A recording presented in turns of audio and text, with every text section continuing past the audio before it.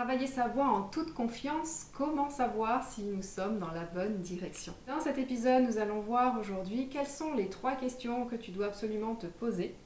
pour pouvoir être sûre et certaine de travailler ta voix, d'avoir un travail qui soit pleinement axé dans la bonne direction et pouvoir avancer en toute confiance dans ton cheminement vocal. Avant d'aller aborder la première question, si tu es curieuse et fascinée justement à découvrir de nouvelles astuces sur la voix pour pouvoir t'accompagner à développer tes aptitudes vocales, que tu sois chanteuse, oratrice, conférencière, je t'invite fortement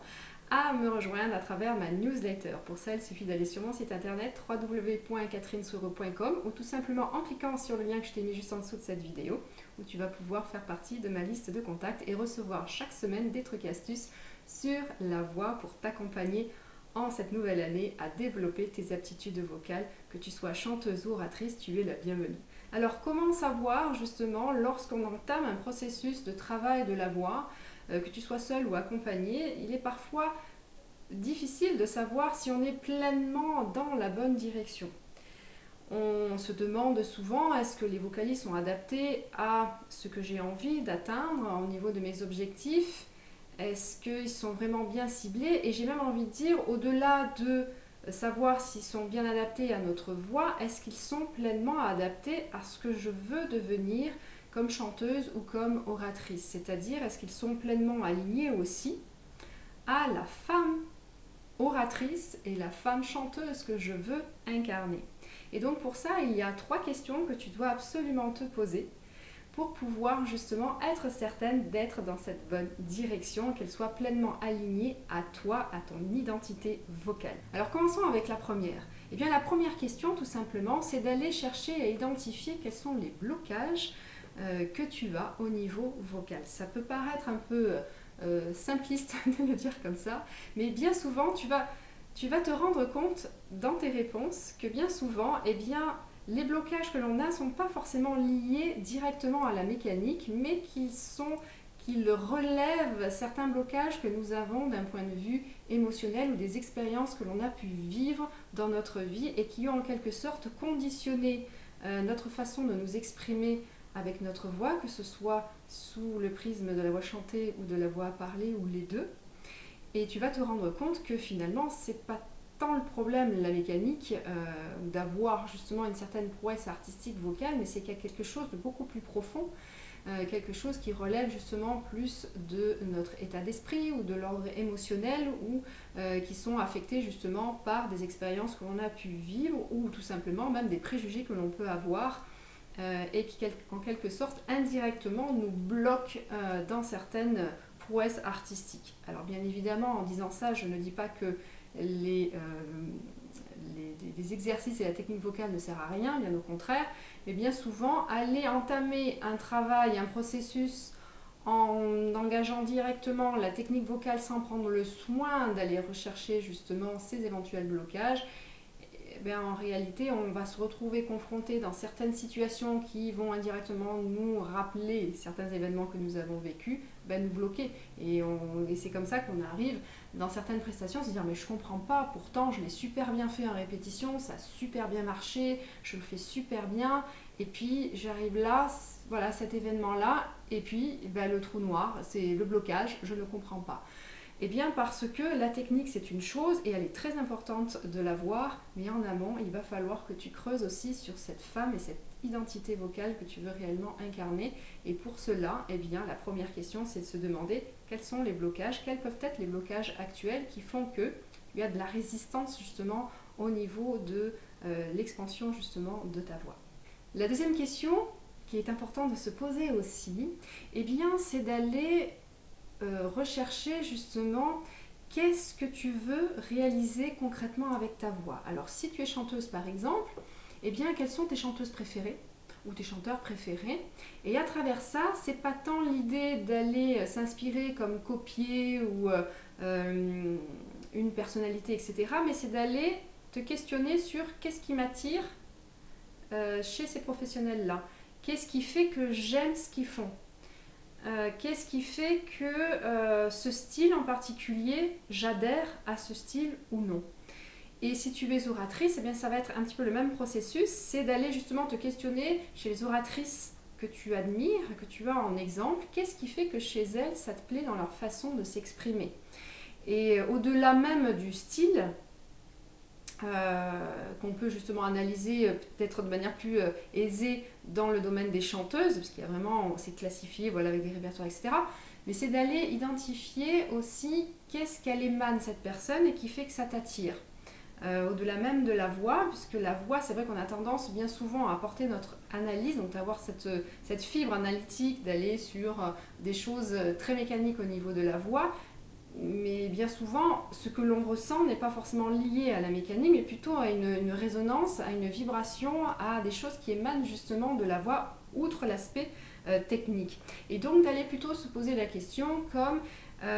est-ce que c'est son aspect ce qu'elle émane de manière comme étant une femme guerrière, une femme plutôt le côté être diplomate ou le côté analytique de la personne quand elle s'exprime, qu'on sent justement ce côté analytique ou ce côté plus spirituel. Quelles est justement ces fibres en tant que femme, en tant qu'être humain justement qui fait qu'on est attiré par ça. Et c'est valable aussi pour les chanteuses parce qu'on peut aimer le style,